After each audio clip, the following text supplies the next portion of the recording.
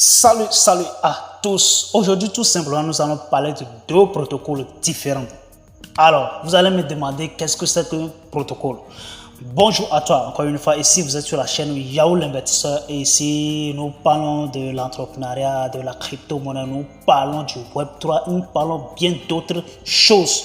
Alors, si vous êtes intéressé par tout ce que nous sommes en train de faire ici, la seule et unique manière est de s'abonner sur ma chaîne, ensuite de cliquez sur la cloche de notification pour ne rien manquer prochainement, je vous en prie. Alors, pour ceux-là qui sont à la recherche de la crypto-monnaie, il n'y a pas de souci. Ici, vous êtes au bon endroit et bon moment, pile poil. Il suffit tout simplement de voir dans la description. Et puis voilà, vous verrez nos contacts qui vous conduisent tout droit vers nous. Et puis voilà, si vous voulez être la fille des informations tous les jours, every day, everywhere, every time, la simple chose de voir les liens qui se trouvent dans la description. Et puis voilà, vous êtes dans nos différents groupes, que ce soit WhatsApp, Telegram ou Facebook. Alors aujourd'hui, nous allons tout simplement faire une toute petite comparaison. Mais le but de cette vidéo est de ne pas discréditer tel protocole ou bien de parler bien de tel protocole. Le but est tout simplement de voir dans quelles conditions les deux protocoles sont. Et donc, quelles sont leurs efficacités et donc, quels sont leurs travaux sur le terrain. Voilà. Le protocole, de manière très simple, je vais tout simplement vous expliquer ça. Le protocole, un protocole DeFi, ce qui veut dire que c'est un système carrément décentralisé qui vous permet de pouvoir échanger une monnaie contre une autre. Et donc, sur ce protocole, il y a d'autres services qui sont proposés là-dessus, comme le staking ou bien le farming, par exemple, bien sûr. Alors, c'est ce que nous allons voir tout à l'heure. Donc, il s'agit de quel protocole nous allons parler aujourd'hui. Il s'agit tout simplement de PancakeSwap et de Uniswap. Et puis voilà. Est-ce que vous avez une fois entendu parler de ces deux protocoles-là? Eh bien, bon, voilà. Pour certains même, c'est pas nouveau, mais pour certains, c'est du nouveau. Alors, de manière très simple, la simple chose, ou bien la simple protocole, les gens utilisent très souvent, c'était tout simplement PancakeSwap, qui est connu par beaucoup de personnes, puisque à travers ça, à partir de $2 ou bien $5 déjà, tu peux toutefois aller sur PancakeSwap et échanger. Et puis voilà, on dit, parfois aussi on l'appelle un protocole des pauvres. Est-ce que c'est vrai? On ne sait pas.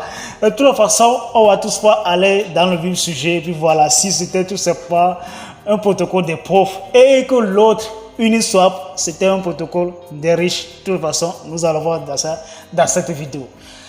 La ceinture est bien serrée. Let's go. Et puis voilà, on va tout simplement aller ici. Et si vous voyez déjà PancakeSwap, son lien d'accès, c'était PancakeSwap.finance. C'était le lien ça. PancakeSwap.finance. Et donc, à partir de là, sur PancakeSwap, par exemple, vous pouvez toutefois échanger votre crypto-monnaie. Et puis voilà, les frais de transaction sont très minimes. Et donc, ce PancakeSwap, le même PancakeSwap, avant d'y aller très loin, il va falloir que vous savez que déjà, le PancakeSwap a son propre crypto-monnaie qui s'appelle PancakeSwap, bien sûr, ou bien tout simplement, il y a d'autres personnes qui l'appellent Cake. D'accord?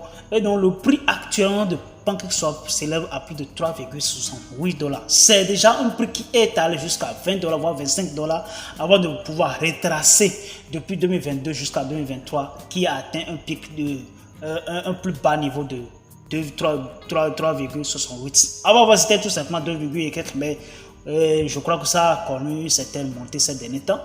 Donc, le prix est actuellement à 3,69. Et donc, le volume en 24 heures s'élève à plus de 32 millions de dollars. D'accord? Lui aussi n'a pas émis trop de tokens en circulation. Il est à quelques millions de pièces juste en circulation. Et puis voilà. Et donc, sur PancakeSwap, sur le protocole en question, alors, quelle est la comparaison que nous allons faire actuellement?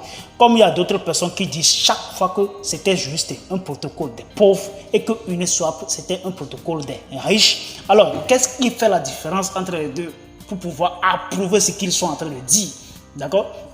Alors, vous devez savoir déjà que sur PancakeSwap, par exemple, vous pouvez faire des transactions et les transactions n'atteignent que les frais de transaction n'atteignent que 10% à 15% le maximum. Mais plutôt sur Uniswap, par exemple, qui est le protocole qui a été développé sur la blockchain Ethereum. il faut avoir ça, il faut bien cerner ça. C'est déjà un protocole qui est développé sur la blockchain Ethereum. Et donc, vous voyez déjà que tous les produits du réseau ERC20, ça coûte vraiment cher. Donc, c'est dans ce cas qu'il y a d'autres personnes qui disent tout simplement que c'était un protocole des riches. Mais de manière très simple, un seul, ce qui veut dire, par exemple, tu peux toutefois avoir envie d'échanger quelque chose qui va au-delà de $1 maintenant. Mais je t'assure que tu peux payer un frais, aller jusqu'à combien? À $15, voire $20 même. Juste que tu veux quelque chose de $1. Une pièce allant de $1. Mais tu peux payer un frais qui peut aller jusqu'à $15, voire $20 au maxi. Vous voyez déjà? Donc, finalement, vous pouvez toutefois conclure que peu importe combien de personnes, ou bien peu importe si les riches y vont, ou bien si si les pauvres y vont, mais de toute façon, il n'y a pas une plateforme qui est faite pour les pauvres. Il faut vraiment supprimer ça là. C'est juste le moyen de chacun. D'accord? Il va falloir que il s'agit de moyen de chacun. Il n'y a pas sur ce marché, il n'y a pas une question de pauvres ni de riches. D'accord? Mais là, les gens sont en train de voir que ils sont en train de mettre la différence entre les choses, d'accord? Donc, c'est ça qui fait que le fait que tu veux quelque chose de $1 seulement, tu peux toutefois faire quoi? Tu peux toutefois payer un frais jusqu'à aller à $15, voire $20. Vous voyez déjà? Donc, c'est ça la différence entre les deux. Alors que PancakeSwap seulement, si tu voulais payer quelque chose de $1 par exemple, tu peux payer quelque chose de $1 par exemple, tu peux toutefois payer 0,001$. Vous voyez déjà que ça ne signifie absolument rien. Donc, c'est ça qui fait que c'est très facile d'aller sur PancakeSwap que d'aller sur Uniswap. Vous voyez? Donc, c'est très facile d'aller sur PancakeSwap que d'aller sur Uniswap. Donc, il y a beaucoup de personnes qui s'y trouvent là.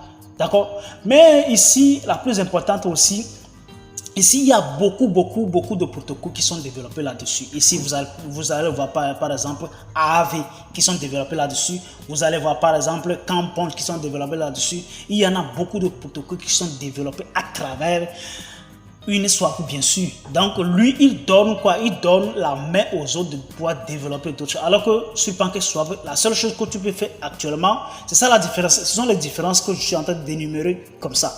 Ce que tu peux faire seulement est de pouvoir jalonner tes pièces, ce qui veut dire staker ou bien faire quoi?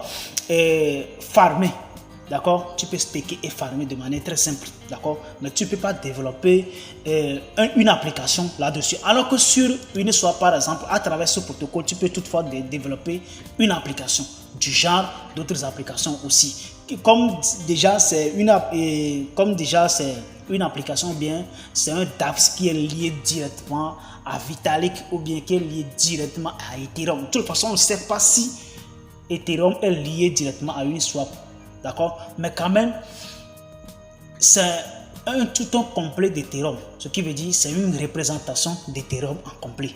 D'accord? C'est une représentation d'Ethereum. Vous voyez un peu?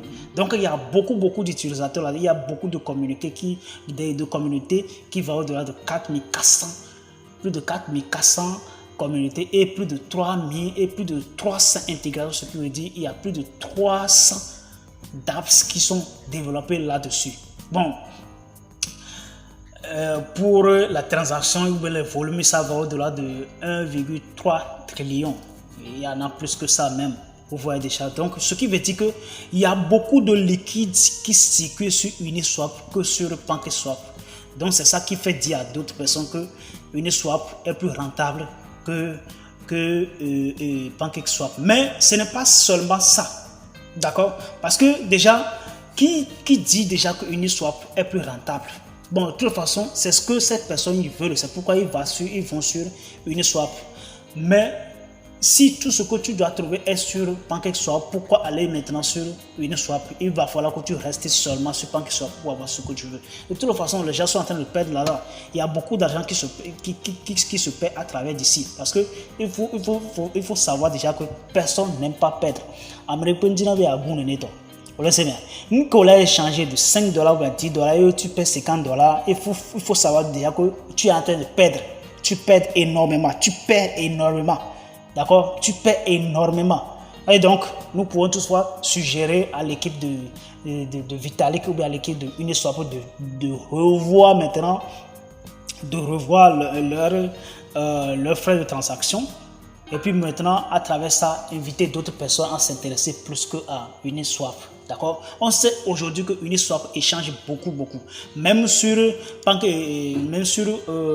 CoinMarketCap même, le volume en 24 heures d'Uniswap, ça va au-delà de 101 millions de dollars. 101 millions de dollars en 24 heures. Mais au niveau de PancakeSwap, là, nous allons voir qu'il est au-delà de 32 millions de dollars. La question, ce qui veut dire la réponse est simple, c'est que les gens ont plus de confiance sur les produits d'Ethereum que sur les produits de BNB Smart Chain. C'est ça tout simplement. Les gens ont plus de confiance parce que avant de pouvoir développer un faux projet sur le réseau ERC20, il va falloir que tu réfléchis bien à bout à venir puisque déjà rien n'est gratuit là-bas.